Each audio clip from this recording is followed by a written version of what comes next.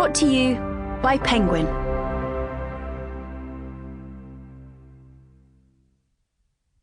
Seesaw Monster by Kotaro Isaka. Read by Kevin Shen and Olivia Michi Shrenzel. Seesaw Monster.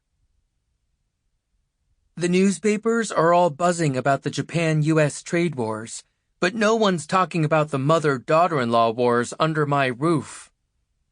Such was my lament to Watanuki, who sat opposite me at a corner table in the izakaya.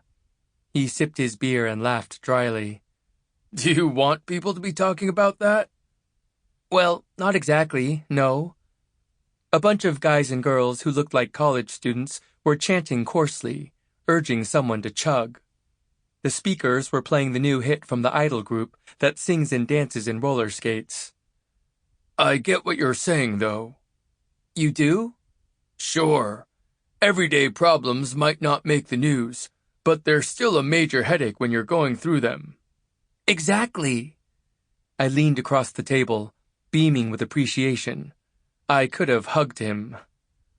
The world is full of terrible misfortune. I even feel bad summing it up with a banal label like misfortune.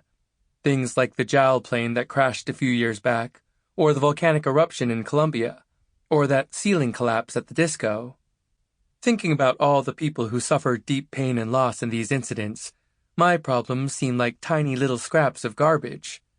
I'm not saying that I'm the most unfortunate wretch in the world, or that I wish the Japanese government would spend as much time worrying about me as they do about the price of beef and oranges. But even garbage scraps can pile up, and when that happens, the pillars that support your spirit can start to splinter and crack, and it'd be nice if someone would offer a few words of quiet encouragement. Hey, your pillars are looking a little shaky. You okay, buddy? That was all I wanted. So when my coworker Watanuki, who started at our pharma company 4 years before me and was someone I really looked up to, said I was looking down and did I want to go out for a drink, even that was enough to chase away my cloud of gloom. But to hear that he understood where I was coming from, I nearly wept with gratitude. So you all live together? At first, she was supposed to live on her own, but after my dad died, I was worried about her being alone. My mom's never really had a job besides some piecework at home. She doesn't know how the world works. So I brought it up with my wife, and she was so kind. You're right. It'll be hard for your mother all by herself. Miyako, my wife, had smiled as she'd said it. It could even make my life easier. She can help with the housework. Sorry, Kitayama, but you were being naive. Watanuki's tone was firm. It's not like your wife could have said no. She didn't want to look like a selfish daughter-in-law. But think about how she really felt. She probably wasn't too excited about it. It was true. I had just hoped it would all work out. Although, it's not like I expected my wife to be happy about living with her mother-in-law. Quite the opposite. I knew that it was a serious thing to ask.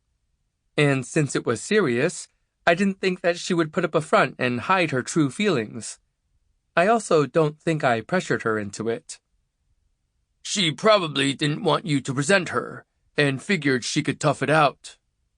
I told her she should say no if that's what she felt. Yeah, but it can be hard to say no. You know, it's funny. When you ask someone if they're okay, they usually just nod and say, "Yeah, I'm okay." Like canned dialogue. Even when you're not okay, maybe you're feeling sick, it doesn't seem to be getting any better, but still you end up just saying, "I'm okay." It's weird how that works.